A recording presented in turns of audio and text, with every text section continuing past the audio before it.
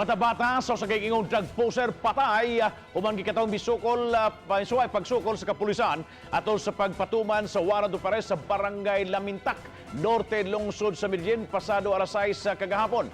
Pinakiting Shabu ang mga armas ug bala ang nasakmit gikan sa napatay. Si Chona Carion sa report. Nakala sa maong police operation si Hansel Noynay Valiente kinsa naausab sa drugs watch list sa kapulisan.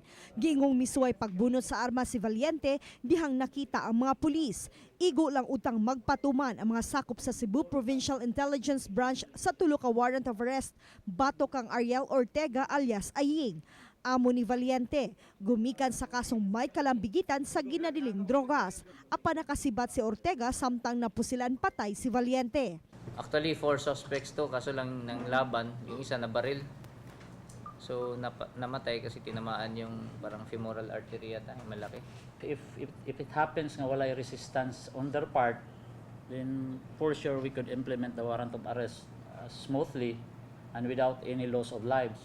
So, resistance, so they're attempting to shoot us and the evidence shows nga nasa sila armas. Nasakmit sa kapulisan ang pinakiting Shabu nga gibadabadang mubalor og 1.4 million pesos.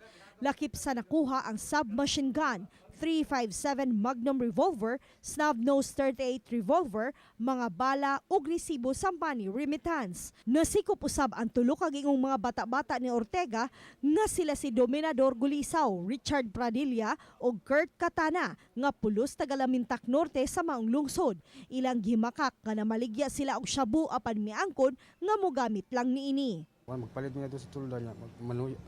Manuyo para mi, hindi mi kay maligya mi.